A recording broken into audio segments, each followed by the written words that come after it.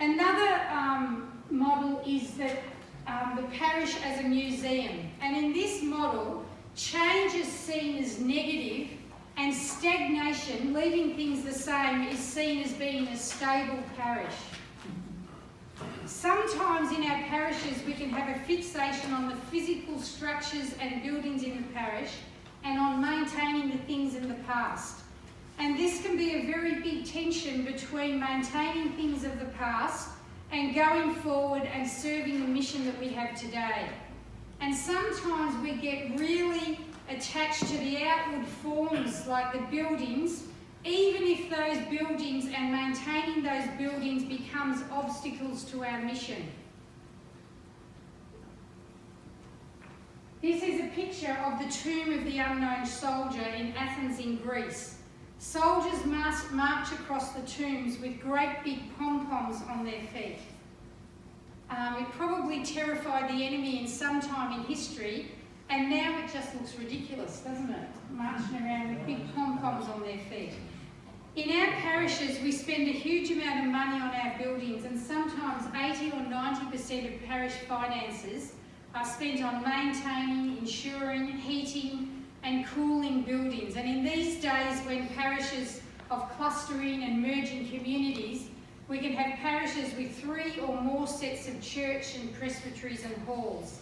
And a lot of money and resources goes into that.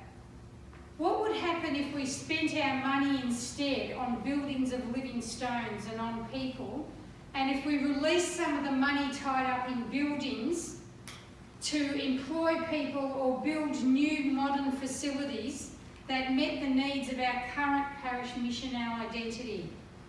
We need the buildings, but if they hinder our mission, the mission to go out and evangelise, if all of our effort goes into maintaining our buildings, in a sense we're marching around with pom-poms. Winston Churchill said, "We shape our buildings and then they shape us." And we don't want our buildings to get in the way of our mission. Just stuff to think about. In a maintenance model of church, the primary focus of the parish is about maintaining our flock. And just to stay in the same place with our programs and sacramentalising, as you know, we need to run faster and faster. And still, despite exhausting ourselves trying harder and harder, we're losing so many people. And all our energy goes into maintaining what we have, and we just don't have the time and mental energy to even think about our mission. And in the past, parishes built and maintained the buildings, and any extra money went into the bank. And I think too often in our parishes there's a focus on having money in the bank, and sometimes the buildings aren't even maintained, let alone having any funds for employing people to build up the living stones of the parish. Too often when funds are short, we fire all the staff, we close down all the buildings, we close down all the programs, and then in 10 years we can close the parish because we've got no more people left. I was part of a parish a few years ago where I was asked to come in as the pastoral director and in the absence of a priest, and run the parish for a while. And the parish had gone down and down and down so that there was only about 60 people left on a Sunday worshipping. And they kept saying there's no money for anything, we can't do stuff. And yet when I looked at the parish finances, there was $500,000 in the bank. Can you believe that? They'd sold a bit of land and they'd just kept it in the bank against a rainy day and didn't want to spend any of it because they thought that's our kind of insurance policy if things get bad.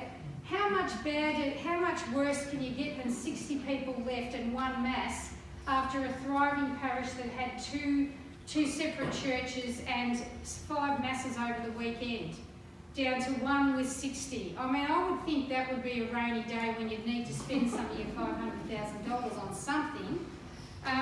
So I think Christ calls us to a kind of a venture capitalism, in that he wants us to go out there and live the mission and cast a vision to people.